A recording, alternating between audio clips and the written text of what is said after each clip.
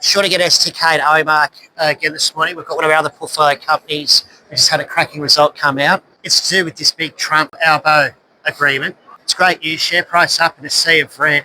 Tom, it's good to see you. Can you just give us a quick update of what's going on with ACDC?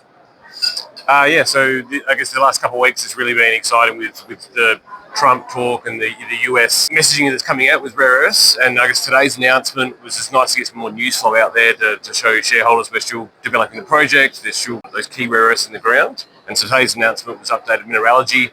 So on our resource, we have our high-grade zone and the low-grade zone. Previously, the mineralogy was sort of across the whole lot.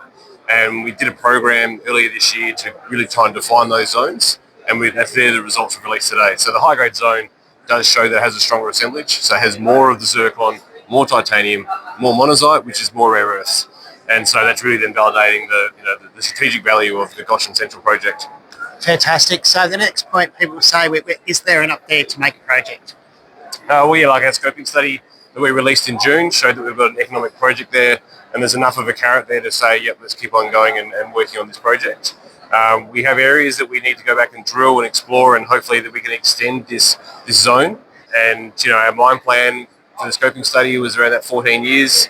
That was really just based on ASX, how much inferred material we could include in the mine plan. More drilling, more infill, we can push that out 3 times the size, and then we can really sort of bolster the project economics and the life of it. The market's really pivoted in the last while on these rare earths projects. The financing of such a big project that you've got sitting there, that's changed dramatically in the last couple of months. Have you started those conversations yet in terms of getting money to take this company to the next level? So we're starting those sort of interim early on chats with the Export Finance Australia and Austrade and those various government agencies and groups. And as you've seen the last couple of days with the Trump and Albanese meeting outcomes, there's been this funding and letters of intent going out. And so, we're definitely exploring those options to go down that path to shore up the financing of the project. Well, there's never been more money floating around for these types of projects, which is wonderful. So hopefully we'll see some action in the coming weeks in terms of financing. Well, yeah, and hopefully we're getting lots of value and the volume through the share price at the moment as well. So there's lots of upside. I think we're still seen as an undervalued project and company at the moment. And so you can see our peers around us as well that are at the FID stage. They're at $100, $200, $300 million market caps. We're still at 10, under 10. So there's still a massive opportunity there. That's fantastic. You've also mentioned in the past that you're looking for some other projects to vend into it. We are seeing rare earths move dramatically, which we hadn't seen 6 months ago. Are you still looking at putting some other projects into the business?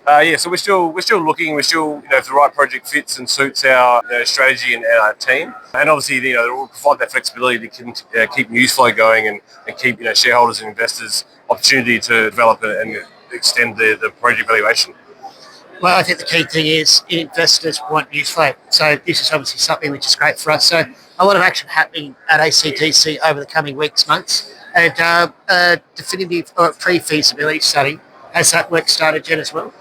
So when we did our MET test work at the start of the year, we did just under a 2-ton bulk sample. That produced all the metallurgical test work requirements for a PFS and probably sort of halfway through to an FS.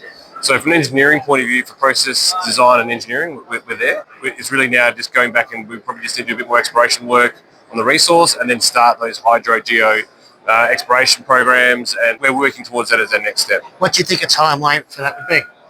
PFS, that's probably a 6 to 9 month proposition. I guess our main windows is we're going to work in with our landowners, the farmers. They've currently got crops on a lot of those paddocks, so we can get access around that Christmas time for about 3 or 4 months. And that's really when then we will be hitting the ground and getting back out there to get those field investigations underway. And you've got the money to do that? We still have over $2 million in the bank, so we're still sitting well. We still have a tight share. We have strong shareholders, so there's good opportunities there. Fantastic. Thanks for your time, Tom. All right, thanks for seeing you. Thank you.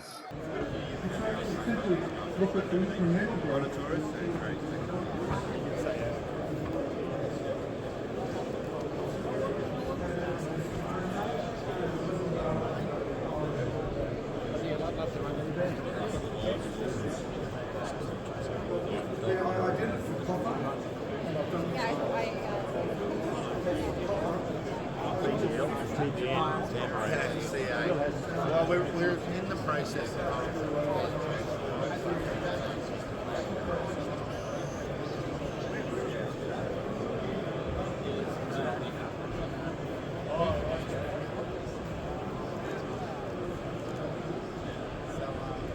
I mean, like you